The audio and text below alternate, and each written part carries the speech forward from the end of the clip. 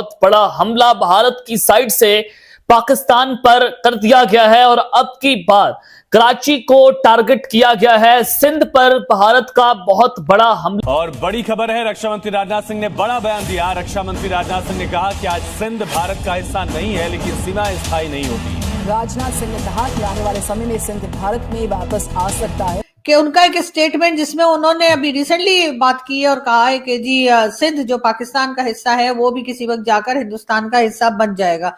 इस किस्म की बात जो राजनाथ सिंह साहब ने कही है। पाकिस्तान उस वक्त तक ये नहीं मानेगा कि हम जीते हैं जब तक हम पाकिस्तान के किसी इलाके पर कब्जा करके वहां पर भारतीय परचम नहीं लहरा देते।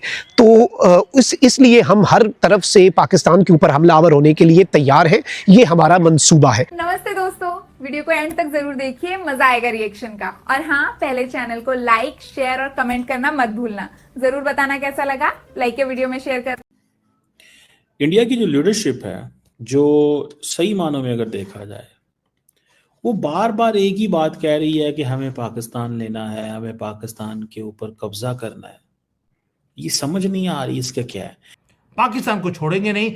और जो पाकिस्तानी टेररिस्ट है जिन्होंने पहलगाम का काम किया या कहीं और किया, इन सब को अब तो जो पाकिस्तान के मिनिस्टर हैं उन्होंने खुद एडमिट कर लिया कि पहलगाम भी हमने किया।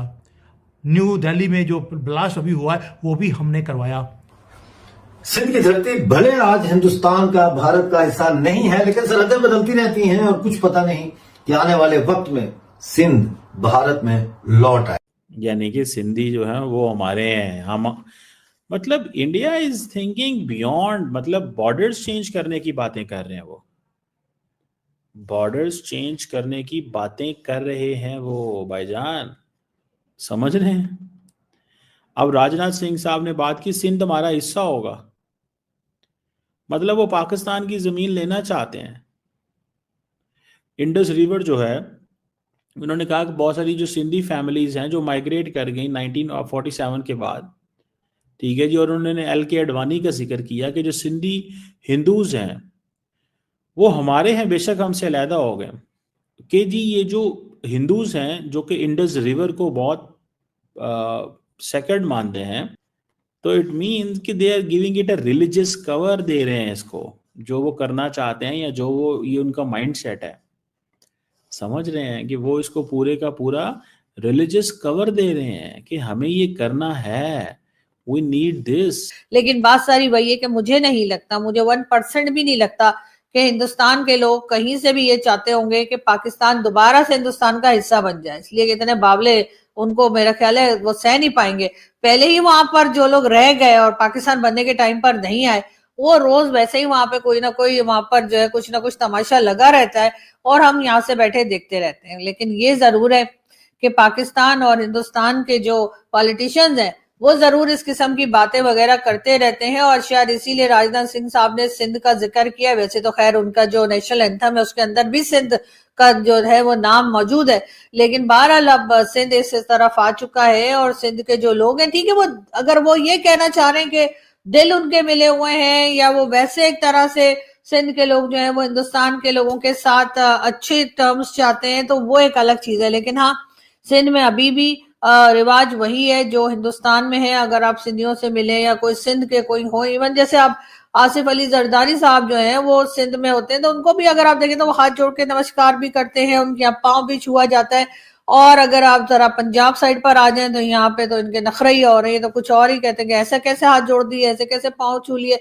तो यहाँ पर रिवाज कुछ और है। लेकिन ये जरूर है कि इस वक्त जो है वो हिंदुस्तान और पाकिस्तान की आपस में टेंशन ऐसी बनी हुई है कि रोज हमें बताया जाता है कि हिंदुस्तान हम पे अटैक करने वाला है। वैसे वहां से भी रोज कोई ना कोई एक स्टेटमेंट ऐसी जरूर आती है, कभी आर्मी चीफ की, कभी एयरफोर्स चीफ की, कभी प्राइम मिनिस्टर की, तो कभी किसी और की, कि जिससे ये इंप्रेशन मिलता है कि बस जी हमने तो अपने छुरी चाकू तेज किए हुए और हम कभी भी पाकिस्तान पर अटैक कर सकते हैं। ये बातें जब पाकिस्तान तक पहुंचती हैं, ये माइंडसेट इंडिया के अंदर, ये क्यों ऐसी बात करते हैं, ये टेरिटोरियल क्लेम्स क्यों करते हैं,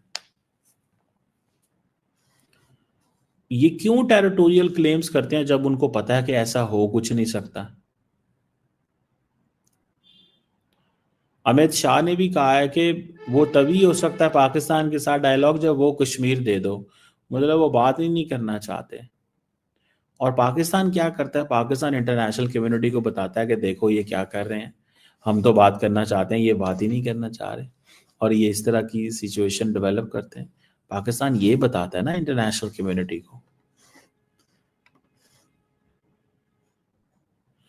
ठीक है जी, पाकिस्तान ये बताता है इंटरनेशनल कम्युनिटी को कि भाई ये चीज जो है दैट इज देयर, ठीक है।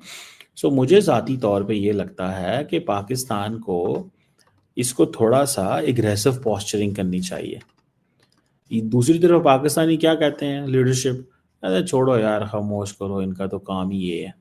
बट रिमेंबर, इनका ये काम नहीं है, they are working on this.